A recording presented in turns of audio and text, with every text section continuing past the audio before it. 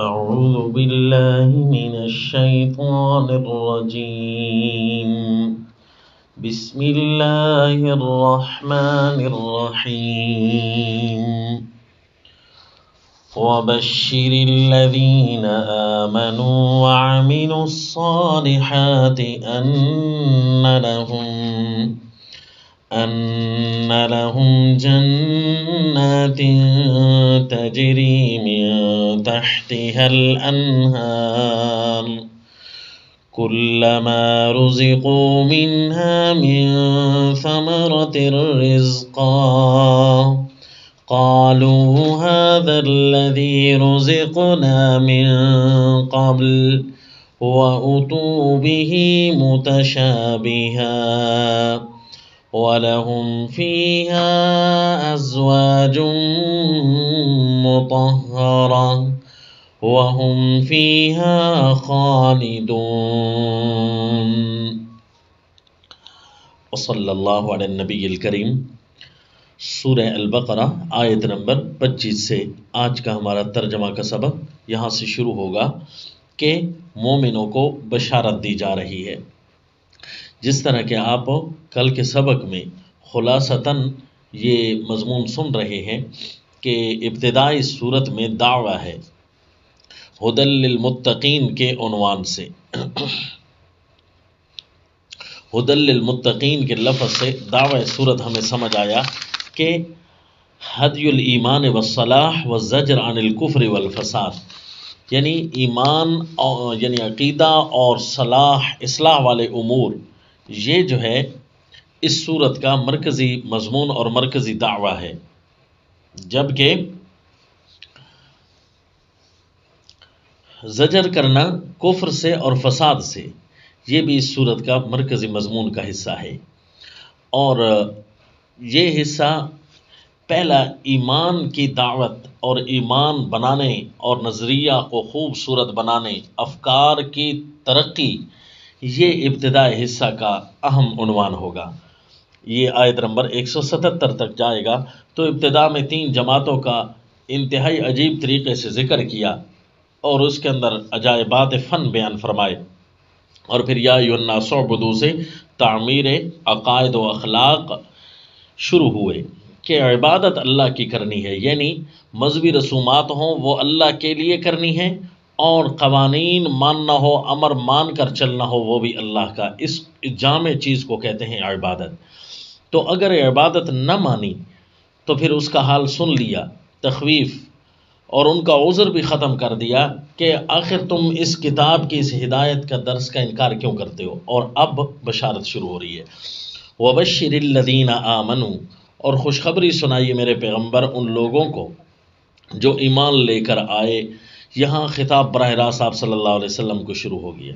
یہ قرآن پاک کا اعجاز اور ترتیب ہوگی کہ جس سے بھی بات چل رہی ہو قرآن تفنن فی العبارت کے طور پر التفات تبدیل کرے گا، یعنی توجہ تبدیل کرے گا. کبھی براہ راست لوگوں کو خطاب ہوگا تو کبھی غیب کے صیغے استعمال ہونے لگ جائیں گے، اور کبھی براہ راست مبلغ اعظم صلی اللہ علیہ وسلم کو خطاب ہوگا.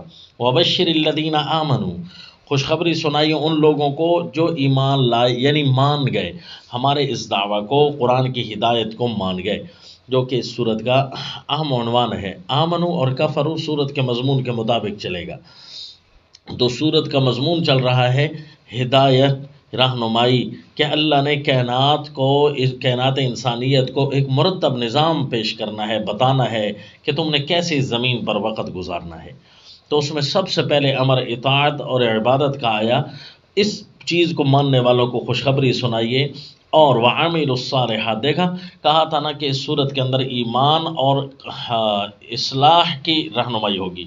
تو جو مان گئے اور عمل کیا انہوں نے صالح، یعنی جو صلاحیت والے، اصلاح والے تھے، فساد والے نہیں تھے، ان کو کس چیز کی خوشخبری سنائیے کہ ان لہم جنات تجری من تحتها الانہار، کہ ان کے لیے باغ ہیں جن کے لیے نیچے بہتی ہوں گی نہریں. ان باغوں کے نیچے، یعنی ان کے درختوں کے نیچے، یا بالا خانے ہوں گے اور بالا خانوں کے نیچے بڑا خوبصورت ایک نظام ہوگا۔ ان لہم جنات تجری من تحتها الانہار کلما رزقوا منها من ثمرۃ الرزق۔ اب بشارت کا جو عنوان ہے اس صورت کے اندر وہ بھی ذرا دیکھیے، اس کا بھی مزہ لیجئے کہ کلما رزقوا منها من ثمرۃ، کہ اس جنت کے اندر تو کئی واقعات ہوں گے، یہ واقعات کے حصص میں سے ایک حصہ یہ ہے، ایک واقعہ یہ بھی ہوگا کہ جب ان کو ملے گا وہاں کچھ کھانے کو، من ثمرۃ کوئی پھل، رزقن کھانے کو، جب بھی دیا جائے گا ان کو اس جنت میں سے من ثمرۃ کوئی پھل، رزقن کھانے کو، قالوا تو کہیں گے ھذا الذی رزقنا من قبل، یہ تو ہمیں پہلے سے ہی دیا گیا ہے۔ پہلے سے مراد کیا ہے؟ یعنی ہمیں جنت میں ابھی سے ملا ہے یا دنیا میں ہمیں یہی چیز پہلے مل گئی ہے؟ یعنی اگر فرض کرو ایک آم کھائیں گے تو وہ کہیں گے یہ جنت میں بھی یہی چیز ہے، یہ تو دنیا میں بھی تھی، تو کہا جائے گا وَأُتُوا بِهِ مُتَشَابِهًا، ان کو دیے جائیں گے ملتے جلتے چیزیں، اگرچہ چیزیں ملتی جلتی ہوں گی لیکن ذائقے ان کے عجیب عجیب ہوں گے۔ مثلا یہاں ہم آم کھاتے ہیں تو کتنے ذائقوں کے ہوتے ہیں، تو جنت میں تو جنت ہے، وہ تو ہزاروں ذائقے ہوں گے۔ اور ملتی جلتی چیز اسی لیے دی جاتی ہے تاکہ طبیعت کو اندر اشتہا ہو۔ ایک چیز آپ نے کھائی ہوئی نہیں ہے تو وہ آپ کو دکھائی جائے تو آپ کو اس کی چاہت نہیں ہوگی، آپ اس کی طرف میلان نہیں کریں گے، لیکن آپ کو کوئی ایسی چیز کھلائی گئی ہو جو آپ کو آپ کی طبیعت کو فرحت دیتی ہے تو آپ کی طبیعت اس کی طرف میلان کرے گی۔ تو اسی لیے جنت میں ایسی چیزیں دی جائیں گی جو دنیا کی چیزوں سے ملتی جلتی ہوں گی۔ وَأُتُوا بِهِ مُتَشَابِهًا، یا اس سے مراد ہے کہ ہمیں جنت میں ایک پھل یہی تو ابھی کھانے کو ملا ہے، پھر وہی پھل کہا جائے گا کہ نہیں، اگرچہ اس کی شکلیں ملتی جلتی ہیں لیکن اس کے ذائقے الگ الگ ہیں۔ اس کی وجہ کیا ہے کہ یہاں پر جنت کے بہت سارے واقعات میں سے صرف اسی واقعے کو کیوں بیان فرمایا؟ اس کی وجہ یہ ہے کہ جو تبشیر ہوتی ہے، بشارت ہوتی ہے، وہ مرتب ہوتی ہے اسی مضمون صورت کے مطابق۔ تو انہوں نے جو ایمان لایا تھا اور عمل صالح کیے تھے، یہ کون سے تھے عمل صالح اور ایمان؟ وہی جو سورۃ البقرہ کے شروع میں 5 بیان ہو چکے ہیں۔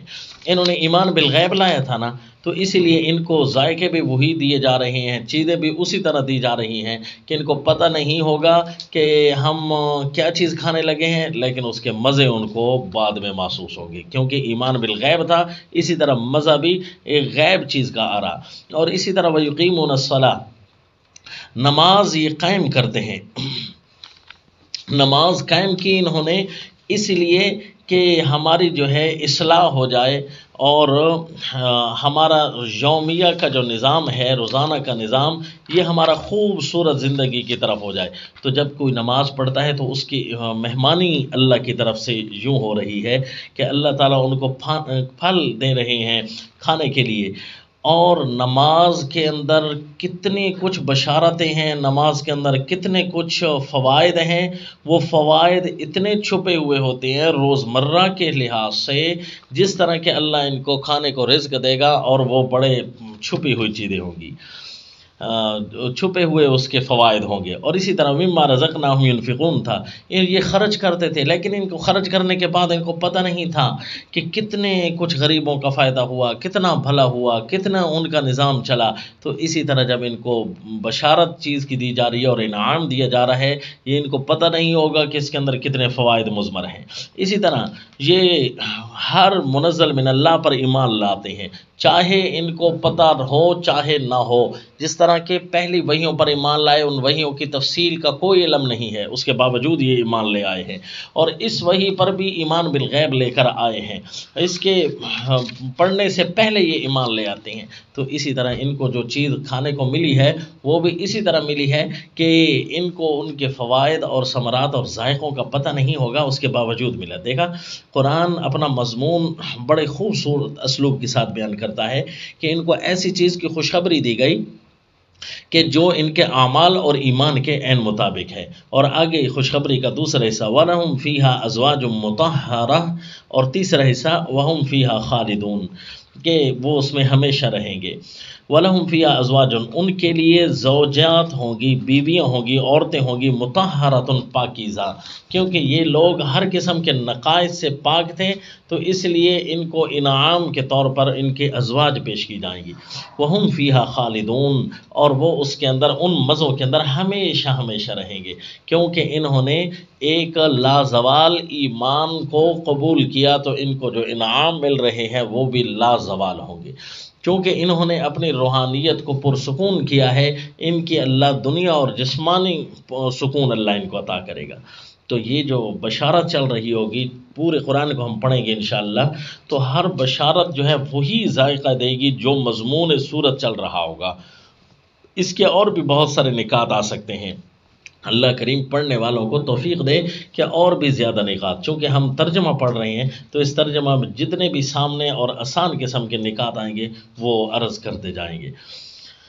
جس طرح کے جو تخویف تھی اس کا رنگ بھی وہی ہوگا جو مضمون صورت کا، انہوں نے انکار کیا یا انہوں نے منافقت کی ہے، تو جو دو جماعتوں کا ذکر آیا، تو اسی طرح جو تخویف تھی اس کا انداز یہ تھا کہ فاتقوا النار التي وقودها الناس والحجارہ، کہ پتھر اور آگ دو چیزوں سے ڈرایا گیا۔ اس کی وجہ یہ ہے کہ انہوں نے بالکل ہی انکار کیا اور یا انہوں نے مخالفت کی ہے۔ انکار کرنے والے کو تو صرف جلایا ہی جاتا ہے، اور جنہوں نے منافقت کی ہے کہ وہ اٹکے رہے، نہ ادھر آئے نہ ادھر آئے، تو اس لیے پھنسانے کے لیے ان کو وہاں پتھر ڈالے جائیں گے، جس طرح کل کے انداز میں گزرا ہے، سبق میں گزر چکا ہے کہ پتھر ان کی جگہ کو تنگ کرنے کے لیے بھی ہوں گے، آگ کے پتھر ہوں گے، اس کے اندر یہ پھنسے ہوئے ہوں گے۔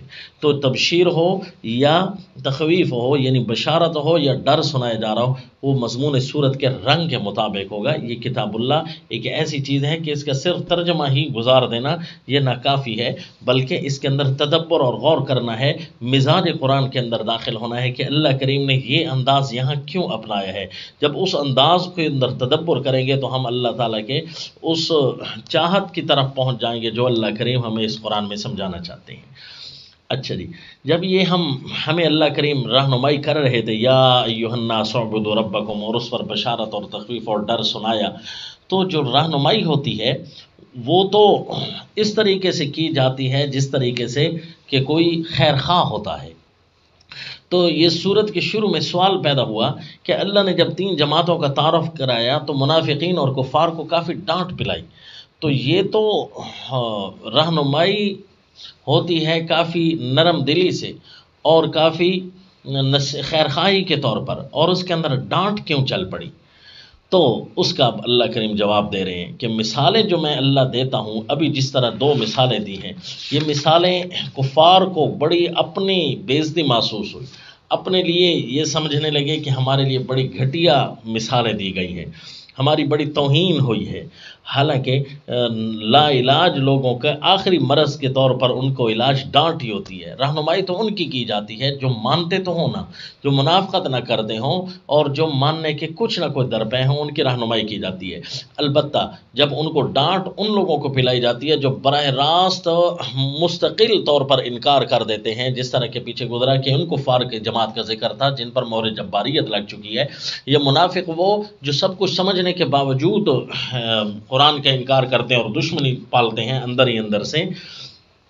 تو جی ان کو رہنمائی ان کی بھی کی جا رہی ہے کہ ان کے ذہن میں پیدا ہونے والے سوال کا دفیہ کیا کہ ہمارے لیے مثال یہ کیسی ہدایت ہے کہ ہمارے لیے تو خیرخواہی کے بجائے اس میں ڈانٹ ہے۔ تو جواب دیا ان اللہ لا یستحی، بے شک اللہ نہیں رکتا، ان یضرب بیان کرنے سے، مثلا کوئی مثال، مثلا ما کوئی بھی مثال بیان کرنے سے اللہ رکتا نہیں ہے۔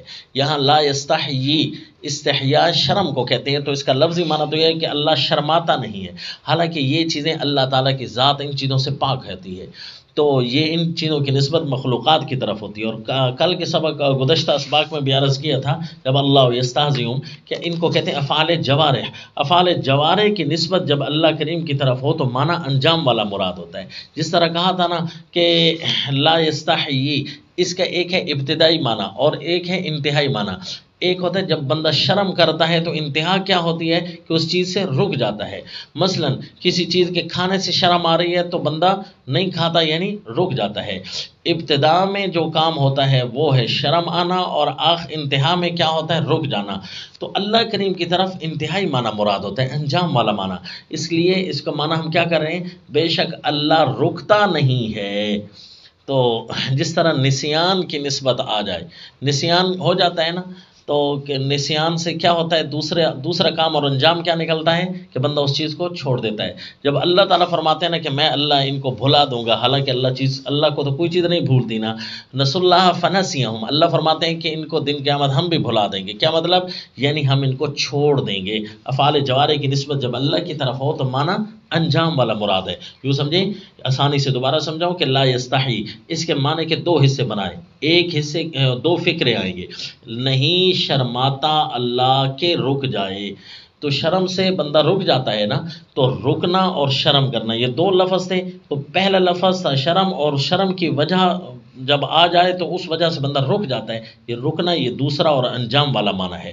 تو اب اس پہلے معنی کو کاٹ دیں اور دوسرے معنی کو ساتھ لگائیں، اس کو کہتے ہیں کہ افعال جوارح کی نسبت جب اللہ کی طرف ہو تو معنی انجام والا مراد ہوتا ہے۔ تو کیا مطلب ہوگا؟ ان اللہ لا یستحی، بے شک اللہ نہیں رکتا بیان کرنے سے کوئی بھی مثال، چاہے مچھر کی ہو، بعوضتاً یعنی مچھر کی ہو۔ یہ تو تم اپنے بارے میں سمجھتے ہو کہ اللہ نے ہمارے لیے گھٹیا مثالوں کا کیوں چناؤ کیا، ہماری بے عزتی کیوں کر دی؟ تو اللہ فرماتے ہیں اس سے بھی ہلکی کوئی مثال ہو، سب سے چھوٹی چیز جو پورے کے پورے معاشرے میں نظر آنے والی، یعنی ہر ملک کو نظر آنے والی، وہ مچھر ہوتا ہے۔ اور مچھر سے چھوٹی چیزیں مختلف ممالک میں پائی جاتی ہیں، دوسرا ملک والا اس کو نہیں پہچانتا۔ اللہ نے ایک ایسا یونیورسل لفظ بیان کیا کہ جو بین الاقوامی لفظ ہے، یعنی جس کو اس جانور کو ہر علاقے والے تقریباً سمجھتے ہیں، کیونکہ یہ ایک مخلوق ایسی ہے کہ یوں سمجھو کہ پورے براعظم افریقہ کی تو مشہور ترین مخلوق ہے، اور پھر یہ ہر 7 براعظم میں پھیل جاتی ہے، 6 براعظم میں تو یہ جاتی ہے نا، بہرحال بعوضہ اس کو کہتے ہیں۔ تو اللہ کریم نے وہی لفظ استعمال کیا کہ جس کو ساری دنیا سمجھے، کہ سب سے چھوٹی چیز مچھر کی مثال ہو تب بھی اللہ اس کو بیان کرنے سے نہیں رکتا۔ فما فوقہا، یا خصاصت میں، ہلکے پن میں اس سے بڑھ کر ہو، فما فوقہا، یا جو چیز اس سے بڑھ کر ہو یعنی خصاصت میں۔ تو فَأَمَّا الَّذِينَ آمَنُوا، مثال بیان کرنے سے تم اس چیز کی طرف نہ دیکھو کہ ہماری بے عزتی ہو رہی ہے، اس چیز کی طرف دیکھو کہ اس کے حقائق کیا ہیں، کہ فَأَمَّا الَّذِينَ آمَنُوا، جو لوگ مومن ہیں، جو ہدایت کے طالب ہوتے ہیں، قرآن کی رہنمائی کو ماننے والے، فَيَعْلَمُونَ، وہ تو سمجھ جاتے ہیں، أَنَّهُ الْحَقُّ، بے شک یہ ٹھیک ہوئی ہے بیان، مِن ربہم، ان کے رب کی طرف سے، یعنی جو جس کا حقدار ہے اسی طرز کی اور ٹھیک کر کے مثال بیان کی۔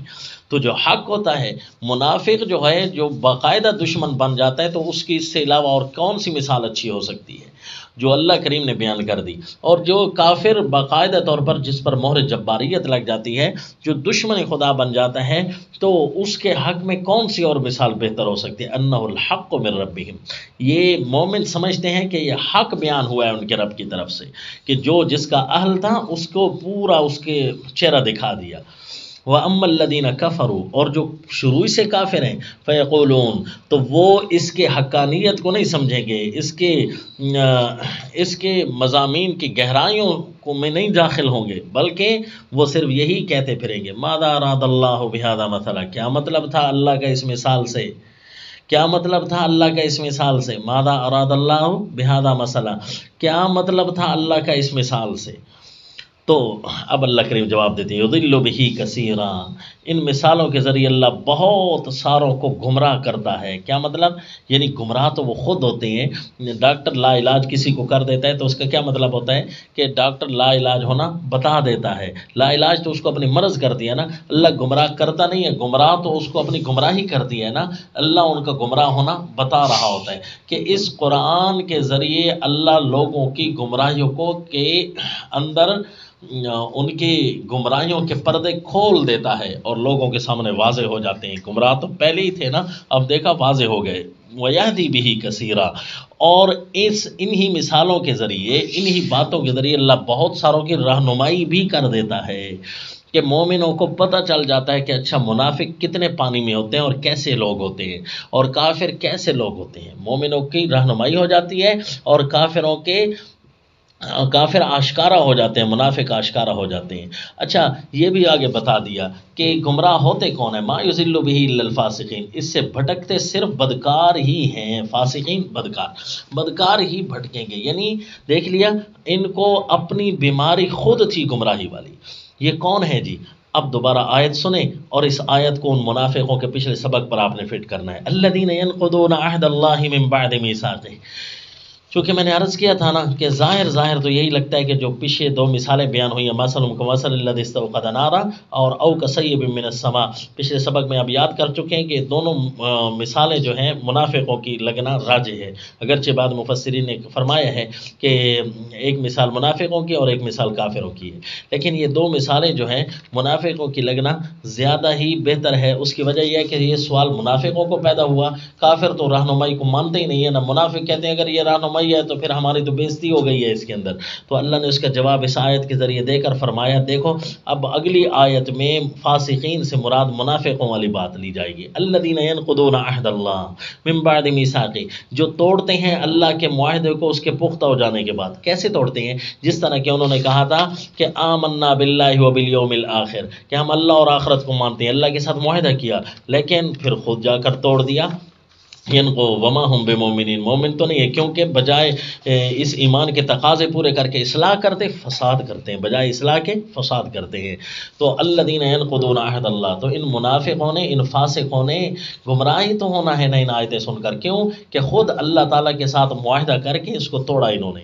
وَيَقْطَعُونَ مَا أَمَرَ اللَّهُ بِهِ أَن يُوصَلَ، پھر دوبارہ فرمایا اور توڑ دیتے ہیں اس چیز کو جس کے ملانے کا اللہ نے حکم فرمایا ہے، جس کا اللہ نے حکم دیا ہے ملانے کا، اس کو توڑتے ہیں۔ یقطعون، توڑتے ہیں اس چیز کو جس کو اللہ نے حکم کیا ہے، بھی جس کا ان یوصل، ملانے کا، تو اس کو یہ توڑ دیتے ہیں۔ اللہ نے کس چیز کا ملانے کا حکم دیا؟ کہ جب ایمان لے کر آئے ہونا، اس صحابہ کی طرح ایمان لے کر آنا کہ وہ ہمیشہ اللہ کے ساتھ ملے رہتے ہیں، اللہ کے دین کو کبھی بھی کوئی مشکل آ جائے، کوئی آسانی آ جائے، تنگی کی گھڑی آ جائے، فراخی کی آ جائے، یہ چھوڑتے نہیں ہیں۔ لیکن کفار جو ہیں، منافق جو ہیں، کیا کرتے ہیں؟ وَإِذَا خَلَوْا إِلَىٰ شَيَاطِينِهِمْ قَالُوا إِنَّا مَعَكُمْ، وہاں جا کر توڑ دیتے ہیں۔ يَقْطَعُونَ مَا أَمَرَ اللَّهُ بِهِ أَن يُوصَلَ۔ اور تیسرا کام کیا کرتے ہیں؟ وَيُفْسِدُونَ فِي الْأَرْضِ، اور یہ زمین میں فساد کرتے ہیں، کیونکہ یہ بات منافقوں کے، فاسق منافقوں کو کہا جا رہا ہے نا، اور فساد بھی منافق کرتے ہیں، کہتے اصلاح ہیں اور کرتے فساد ہے۔ وَيُفْسِدُونَ فِي الْأَرْضِ، یعنی اللہ کے معاہدوں کو توڑنا۔ اللہ نے کہا تھا ہمیشہ ثابت قدم رہنا، یہ اپنے شیطانوں کے پاس جا کر کہتے ہیں نہیں جی ہم تو تمہارے ہیں، دنیا کے مفادات کی خاطر مفاد پرستی ان پر غالب ہوتی ہے، اور بجائے اصلاح کے فساد کرتے ہیں۔ وَيُفْسِدُونَ فِي الْأَرْضِ، اب خود بتاؤ یہ قرآن سن کر یہ کوئی انصاف پسندی کریں گے؟ بلکہ قرآن سن کر یہ قرآن کے اندر نعوذ باللہ یہ چیمی گوئیاں کرنے لگ جاتے ہیں، کتاب اللہ کے اندر نعوذ باللہ یہ کمیاں تلاش کرنے لگ جاتے ہیں کہ ان مثالوں سے اللہ تعالیٰ کیا کرنا چاہتا ہے، کیا مطلب تھا اللہ کے ان مثالوں سے۔ اولئک هم الخاسرون، یہی لوگ ہیں نقصان والے۔ کیوں جی؟ کہ قرآن کی ہدایت جن کے حصے میں نہ آئے، اس سے بڑا کیا نقصان ہے۔ تو یہ اللہ تعالیٰ نے رہنمائی پوری کر دی اور ان کے سوال کا جواب بھی دیا کہ اگر یہ ہدایت ہے تو ہدایت میں تو خیر خواہی ہوتی ہے، یہ ہمارے ڈانٹ کیوں ہے؟ تو اس کا پورا جواب دیا کہ تم ہو اسی قابل، آنا چاہتے نہیں ہو تو پھر اس تمہارا علاج تو کرے نا قرآن۔ تو اب آگے تھوڑی سی توجہ کریں، بڑا اہم پوائنٹ ہے کہ یا ایھا الناس اعبدوا، یا ایھا الناس سے سارے لوگوں کو خطاب تھا، اور کو خطاب جو ہوتا ہے بہت سارے لوگوں میں سے تو کچھ وہ ہیں جو اللہ کی ذات کو مانتے ہیں، اور کچھ ایسے ہیں جو سرے سے اللہ کی ذات کو ہی نہیں مانیں گے، چہ جائے کہ وہ اس ہمارے اعلان کو سنیں۔ یا ایھا الناس اعبدوا کو یعنی دہریے، ایتھیسٹ، یہ اللہ تعالیٰ کی وجود کا بھی نعوذ باللہ انکار کرتے ہیں کہ کائنات میں کوئی خدا ہے ہی نہیں۔ تو خدا مانیں گے تو پھر یا ایھا الناس اعبدوا کے لفظ کی طرف توجہ کریں گے۔ تو اب ان کو خطاب ہو رہا ہے عقلی طور پر، ان کو بھی بلایا جا رہا ہے کہ اچھا آؤ تم وجود خدا کا انکار کرنے والوں، کیف تکفرون۔ یا ایھا الناس کے اندر دو حصے تھے، پہلے حصہ میں عام انسانیت کو خطاب ہے، الذی خلقکم والذین، 5 دلائل ان کو اللہ کریم نے ارشاد فرمائے، یہ اس لیے ارشاد فرمائے کیونکہ وہ اللہ کے وجود کو تو مانتے ہیں۔ اب فرمایا کیف تکفرون باللہ، تم کیسے اللہ کا انکار کر دیتے ہو، وکنتم امواتا، سوچو تو صحیح تم بے جان تھے، فاحیاکم، تمہیں جلایا، تمہارے اندر جان ڈالی، روح ڈالی۔ آخر سوچو تو صحیح کہ یہ اچانک کیسے ہو سکتا ہے۔ ایک نوجوان عجیب انداز سے ایتھیسٹ سے سوال کر رہا تھا، ہم نے سنا کہ وہ کہہ رہا تھا ایک کتاب رکھی، بڑی خوبصورت پرنٹنگ وغیرہ پھول وغیرہ اس پر بنے ہوئے تھے، اور کہا کہ یہ دیکھو جی، ایک ایتھیسٹ یعنی دہریے کے پاس چلا گیا اور اس کو کہا یہ کتاب کاپی میں نے لی ہے کسی جگہ سے، میں نے کیا دیکھا ہے کہ یہ ایک جگہ بیٹھا تھا تو اچانک سے جو ہے نا ورقے آ گئے اور اچانک سے ان کے اوپر نمبرنگ لگنے لگ گئی بڑی ترتیب کے ساتھ، 1 2 3 4 یوں کر کے پیجز لگنے لگ گئے، اور اس کے اوپر جو ہے نا پرنٹنگ از خود سے ہونے لگی، رنگ برنگی چیزیں اور پھیل بوٹے، اور اس کی کتاب کے اوپر بڑی خوبصورت پرنٹنگ کے ساتھ یہ کتاب سامنے آ گئی۔ یہ میں نے اس کتاب کے ذریعے بڑی عجیب ایک کہانی آپ کو سنائی ہے۔ تو سامنے جو ایتھیسٹ بیٹھے تھے تو وہ کہنے لگے، ہنسنے لگے کہ یہ پاگل ہے، یہ کیسے ہو سکتا ہے، کتنی خوبصورت بڑی منظم مربوط کتاب جس کا ایک صفحہ بھی آگے پیچھے نہیں لگا، یہ خود کیسے بنانے والے کے بغیر کیسے بن سکتی ہے؟ تو وہ کہتا ہے دیکھ، اگر یہ ایک چھوٹی سی کتاب 20-25 روپے والی آپ خود نہیں بن سکتی تو ذرا یہ بتاؤ کائنات پوری کی پوری ایک کتاب ہے، یہ حتیٰ کہ انسان پورا کے پورے کتابیں ایتھیسٹ کے جو ان کے سائنسدان یا ان کے ماہر فن ہوتے ہیں یا ان کے جو بڑے ہیں وہ بھی کہتے ہیں پوری کائنات ایک کتاب ہے، یہ جو ہے ڈی این اے باقاعدہ انسان کی ایک کتاب ہے، تو یہ کتاب بغیر بنانے والے کے کیسے مرتب ہو گئی؟ تو وہ سارے کے سارے حیران ہو گئے کہ یار کس انداز سے اس نے ہمیں پھنسایا، وہ ہنستے ہوئے وہاں سے بھاگ گئے۔ تو کیف تکفرون باللہ، اللہ کریم فرماتے ہیں ہمارے اس اعلان سننے کے بعد یہ ایتھیسٹ دہریے قسم کے لوگوں کو بھی ہم دعوت دیتے ہیں، وہ کہیں گے کہ ہم اللہ کو سرے سے مانتے ہی نہیں ہیں، تو یا ایھا الناس اعبدوا کو ہم کیسے لیں؟ تو فرمایا کیف تکفرون باللہ، اب ان کو سمجھایا جا رہا ہے، اس لیے دلیل کا رنگ یہاں تبدیل کر دیا، 5 دلائل جو دیے ان 5 دلائل کو یہاں پر دوسرے انداز میں بیان کیا۔ کیف تکفرون باللہ وکنتم امواتا، کیسے تم اللہ کی ذات کا انکار کرتے ہو جب تم کچھ نہ تھے، تمہارے عدم کو اللہ نے وجود بخشا، تم بالکل معدوم تھے، اللہ نے تمہیں ہستی بنایا، کنتم امواتا فاحیاکم، پھر تمہیں مارے گا۔ اس موت کو تو تم دیکھ لیتے ہو کہ تمہارے سامنے بہت سارے مر جاتے ہیں اور ان کی باڈیاں ڈیڈ ہو جاتی ہیں، ایکسپائر ہو جاتی ہیں، یہ کیوں؟ کوئی جوانی میں تو کوئی بچپن میں، کوئی لڑکپن میں، کوئی بڑھاپے میں، یہ ایک ترتیب سے جاتے، اگر کائنات کے ایک ہی ترتیب ساری چل رہی ہے تو یہ کیوں ہو جاتا ہے؟ ثم یحییکم، پھر جس طرح اللہ نے تمہیں مارا ہے نا اسی طرح اللہ تمہیں دوبارہ بھی زندہ کر سکتا ہے، یعنی دن قیامت کو۔ پھر اللہ نے اگلی طرف توجہ دلائی، جب تم دوبارہ زندہ ہوو گے، ثم الیہ ترجعون، جب اس چیز کا تمہارے پاس انکار کرنے کی کوئی تمہارے پاس پاور نہیں ہے، دلیل نہیں ہے کہ ہم بے جان تھے تو ہمیں اللہ نے جلایا کیسے، جی اسی طرح تمہارے پاس اس کا بھی کوئی حل نہیں ہے کہ جب اللہ تمہارے دوبارہ زندہ کرے گا اور تم اللہ کی طرف لوٹ کر جاؤ گے اور اللہ تم سے پوچھ رہا ہوگا تو اس کا کیا کرو گے، تم اللہ کو کیسے جواب دو گے؟ ابتدائے آفرینش کا انکار تمہارے پاس نہیں ہے، تو جب ایک نقشہ اور مٹیریل بھی نہیں تھا اور اللہ نے تمہیں بنا دیا ہے تو دوبارہ زندہ کرنے کو تو تم ویسے بھی انکار کرنا تمہارے مدلل نہیں ہے، کیونکہ ایک چیز کا نقشہ اور مٹیریل بھی آ چکا ہے، وہ اہون والے، اللہ کو تو یہ دوبارہ پیدا کرنا بہت آسان ہے۔ تو فرمایا کیسے تم انکار کرتے ہو اللہ کا؟ اللہ کا انکار نہ کرو، وجود کو مان لو اور اللہ کی دعوت کی طرف آ جاؤ، کیونکہ اللہ کریم تمہیں صرف یہی کہنا چاہ رہے ہیں کہ جس نے تمہیں بنایا ہے تم نغمہ بھی اسی کا گاؤ، جس کا کھا رہے ہو اسی کا گاؤ۔ وَهُوَ الَّذِي خَلَقَ لَكُم مَّا فِي الْأَرْضِ، صرف اپنے آپ کو نہ دیکھو، یہ بھی دیکھو کہ وہ اللہ جس نے سب کچھ تمہارے لیے بنایا ہے جو زمین میں ہے۔ دیکھو یہ دوسری دفعہ دلائل کے رنگ وہی ہے جو ابھی 5 دلائل میں بیان ہوا۔ الَّذِي خَلَقَكُم، اس کو ذرا تفصیل جب ایتھیسٹ کے سامنے بیان کرنے لگے تو جو منکرین باری تعالیٰ ہے تو ان کو کہا وَكُنْتُمْ أَمْوَاتًا فَأَحْيَاكُمْ، اور پھر الَّذِي جَعَلَ لَكُمُ الْأَرْضَ فِرَاشًا سے لے کر جو آخر تک فَأَخْرَجَ بِهِ مِنَ الثَّمَرَاتِ بیان کیا تھا نا ان 5 دلائل میں، اس کو ایتھیسٹ کے سامنے اس انداز سے بیان کیا کہ هُوَ الَّذِي خَلَقَ لَكُم مَّا فِي الْأَرْضِ جَمِيعًا، دہریوں کے سامنے کہ وہی اللہ ہے جس نے بنایا ہے تمہارے لیے، تمہارے فائدے کے لیے جو کچھ بھی زمین میں ہے، سب کا سب۔ زمین میں اتنی چیزیں تم دریافت کر لیتے ہو اور ساروں کے اندر کہتے ہو یہ انسان کے بڑے فائدے ہیں اس کے اندر، آخر بتاؤ تو صحیح نا کہ یہ کون ہے جس نے بنایا ہے، اس سے اللہ کا تم کیسے انکار کر سکتے ہو؟ مسلمانوں کے پاس اس کا جواب موجود ہے کہ یہ کرنے والی ذات اللہ کی ہے، اور تمہارے پاس اس کا کوئی حل نہیں ہے کہ یہ کیسے ہوا۔ ثم استوى الى السماء، پھر اللہ نے قصد کیا آسمان کی طرف، فسواہن سبع سماوات، پھر اللہ نے ان کو 7 آسمان بنائے ہیں۔ اب 7 آسمان یہ علم فلکیات کے ایک باعث ہے، فلسفہ یونان، حیات یونان اور حیات اسلام اس میں بحث کرتے ہیں کہ 7 آسمان کہاں ہیں، دیکھنے کو تو نظر نہیں آتے، اگرچہ مسلمانوں کا دعویٰ یہ عالم غیب کے اندر ہے، ہم صرف وحی کی وجہ سے مانتے ہیں۔ 7 سماوات، اب 7 سماوات، سما یہ بلندی کو بھی کہتے ہیں، اللہ اس بلندی کی طرف متوجہ ہوا اور اللہ نے اس کے اندر 7 بلند چیزیں بنائی ہیں۔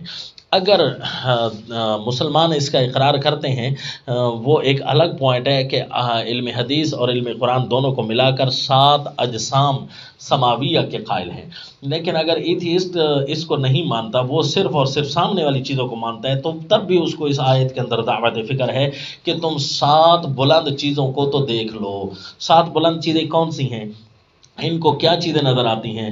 7 بلند چیزوں میں ان کو سورج اور چاند، اور اسی طرح اس بلندی کے اندر ہوا، اور اسی بلندی کے اندر پانی کے بھی قائل ہیں، اور اسی بلندی کے اندر تاروں کے بھی قائل ہیں، اور اسی بلندی کے اندر سیاروں کے بھی قائل ہیں۔ 7 چیزیں تو یہ کم از کم ایتھیسٹ لوگ بھی تو مانتے ہیں جو اللہ تعالیٰ کے وجود کے انکار کر رہے ہیں۔ تو 7 آسمانوں کو تو مسلمان مانیں گے، اور اگر یہ انکار کرتے ہیں کہ اللہ نے ہمیں ایسی چیز کی دلیل دی جس کا تو ہمیں پتہ ہی نہیں تھا، تو ان کو کہا جائے کہ سما سے مراد اگر بلندی ہے نا، ثم استوى الى السماء، پھر اللہ بلندی کی طرف متوجہ ہوا اور اس بلندی کے اندر 7 بلند چیزیں ہیں، تو ہزاروں چیزیں نا، لیکن جو انسانوں کو نظر آتی ہیں وہ 7 چیزیں ہیں، تو 7 بلندیاں اللہ نے ان کو ٹھیک کر کے بنایا۔ مسلمان اس کو سماوات کریں گے، اور آسمان ایک اجرام اور جسم باقاعدہ تسلیم کریں گے، اور جو ایتھیسٹ ہیں ان کو کہا جائے گا کہ 7 بلند چیزوں کی طرف تم توجہ کر دو۔ پہلے تو یہ بتاؤ نا کہ یہ پانی، ہوا، سورج، چاند، اور اسی طرح تارے اور سیارے، تارے ان کو کہتے ہیں جو گیسز وغیرہ کا مجموعہ ہوتے ہیں، اور سیارے ان کو کہتے ہیں جو گیسز کا مجموعہ نہیں ہوتے ہیں، مٹی یا پہاڑوں ان چیزوں کا مجموعہ ہوتے ہیں، جیسے چاند، وہ بھی سارے چمکتے تو سارے ہی ہیں، کچھ ہیں جو براہ راست چمکتے ہیں اور کچھ ہیں جو دوسری چیزوں سے جو ہے روشنی لیتے ہیں، جس طرح سورج خود چمکتا ہے اور چاند سورج سے روشنی لیتا ہے، تو چاند ایک قسم کا سیارہ ہے اور سورج ایک قسم کا تارہ ہے۔ یہ علم حیات اور فلکیات والے اس علوم میں آپ نے پڑھنا ہے یا پڑھیں گے انشاءاللہ۔ تو ان ایتھیسٹ کو کہو کہ اللہ تعالیٰ نے 7 بلند چیزیں بنائی ہیں۔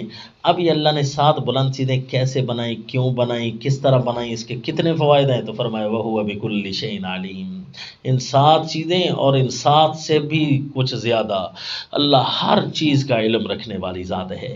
اللہ کا علم بڑا وسیع ہے، کیسے بنایا، کیوں بنایا، تم کم از کم اتنی چیزوں کو دیکھ کر اللہ تعالیٰ کی ذات کا انکار نہیں کر سکتے ہو۔ کیف تکفرون باللہ وکنتم امواتا فاحیاکم ثم یمیتکم ثم یحییکم ثم الیہ ترجعون۔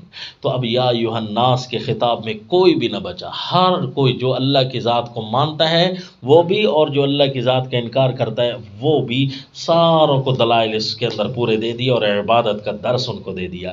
تو دلائل تو 5 تھے، لیکن اس 5 دلائل کو 2 رنگ میں بیان کیا۔ پہلے ان لوگوں کو سمجھایا جو اللہ تعالیٰ کے ذات پاک کے وجود کے قائل ہے، صرف شرک کرتے ہیں یا کفر کرتے ہیں، اور دوسرا وہ جو ایتھیسٹ دہریے لوگ جو اللہ تعالیٰ کے وجود کا بھی انکار نہیں کرتے، ان کو بھی دعوت فکر دی گئی ہے۔